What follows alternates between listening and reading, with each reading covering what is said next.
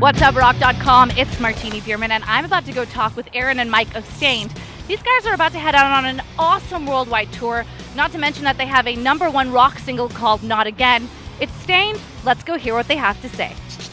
You guys have now released your 7th studio album, correct? Number 7, and it was originally supposed to be called 7. It didn't get embraced, I guess, and so we just went with a self-titled record. But it all made sense. We had gotten so far away from where we started in our musical journey, I guess, that it was time to come back around full circle. I watched your whole documentary. You have a documentary out, and I watched the whole thing. You make a reference in which you say becoming successful in the music business means that you've sold out. So where do you fit yourself in that? Well, I think what I was saying in the statement was that, to kind of your core fan base to begin with that liked you because no one else knew about you, and then as soon as you become successful, they move on because now you're not their little secret anymore. And it wasn't really until we became successful at what we were doing that, you start hearing things like sellout, and so I guess that's where that came from. You guys are trying to head back to kind of a harder sound. So how do you do that? I mean, you talk about having felt all the feelings you could possibly feel. How do you rechannel that after so many years? I don't know. I mean, I just sat down and tried to write heavy riffs and then show up knowing that we wanted to make a heavier record, and showed up with a whole gang of them, and we just started going through it. And it's something that we've done, and we've done it on most records. We also had these other ideas that were different and not so heavy, but we thought they were good songs, and we followed those also on other records. This time we decided not to follow any of those ideas and just stick to the songs that were more aggressive.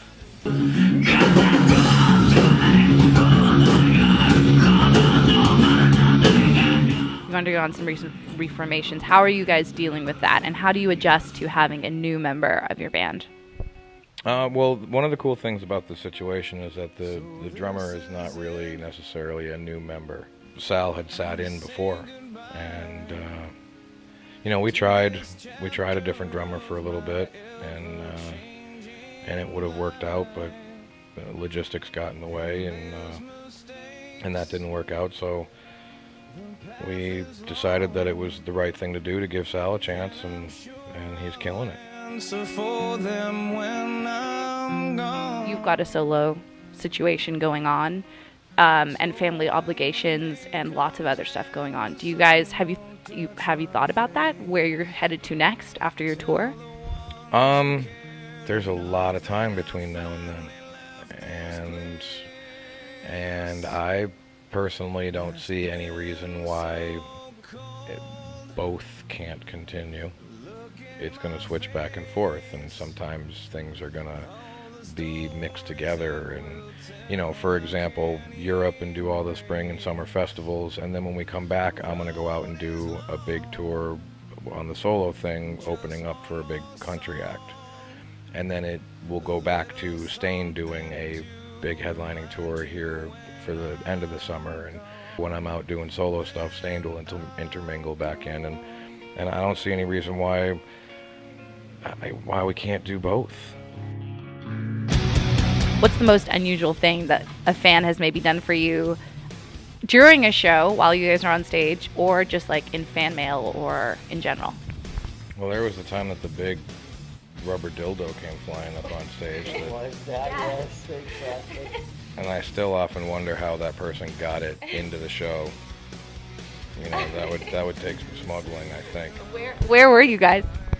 Washington, D.C., the HF Festival. And they had cameras, and the camera guy got a close-up of it, so they had this huge jumbotron, and there it was, taking up the entire thing, yeah, as Aaron was kicking it across the stage. We left with that thing for a while. We didn't even see the next couple of songs. I don't know what happened, but...